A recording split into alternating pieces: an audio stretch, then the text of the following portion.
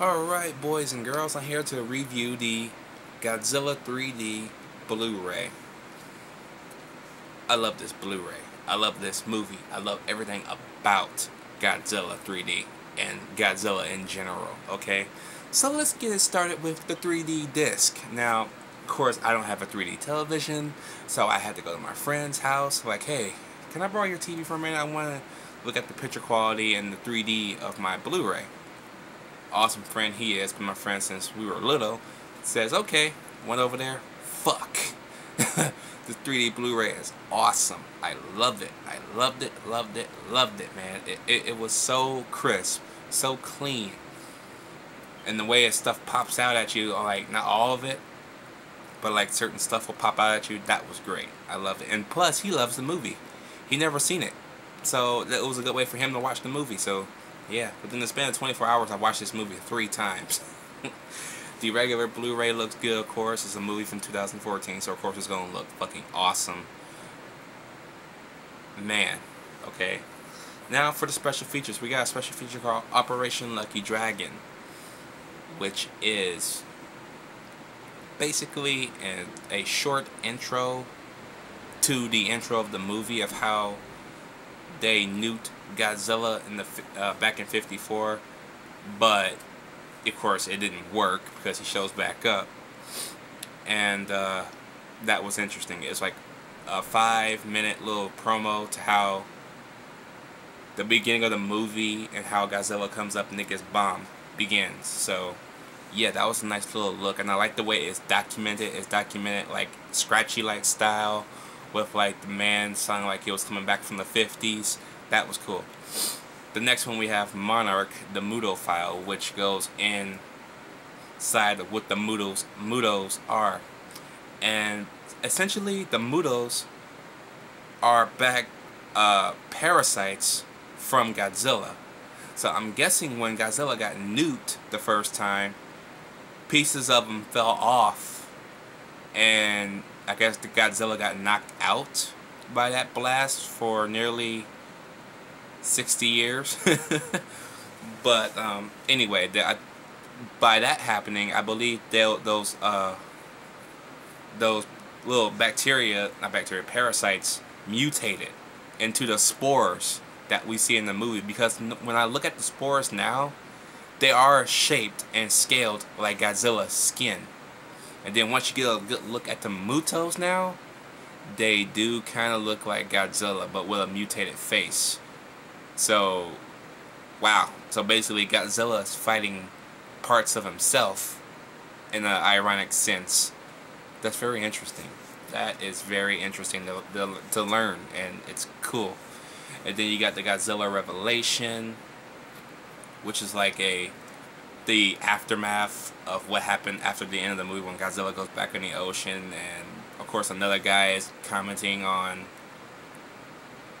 how we should deal with this situation, where did Godzilla come from, and it also goes back to where the Operation Lucky Dragon comes into play. So that was nice. I do love how those first 3 special features of this Blu-ray. I like how they were set up. So good job on that one, brothers. Good job on that.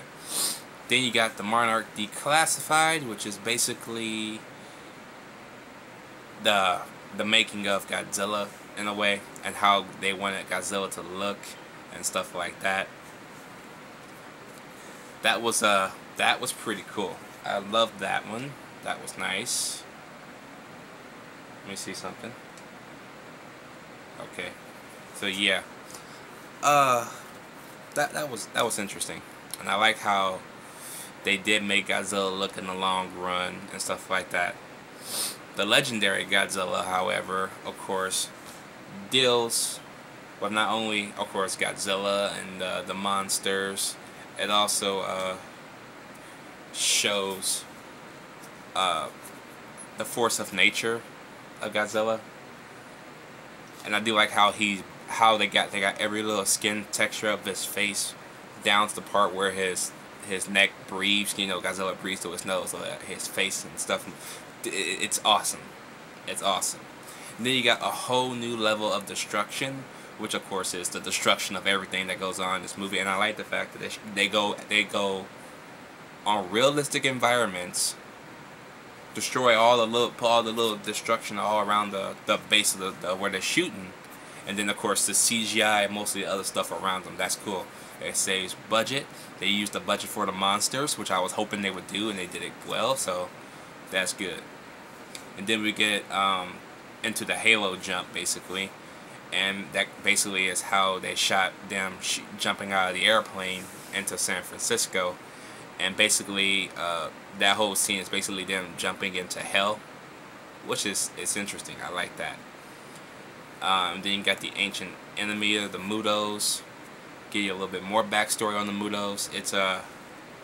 It's very cool, very cool. That all that right there is in the Legendary Godzilla featurette thing, and then the Monarch Declassified is the other three that I talked about.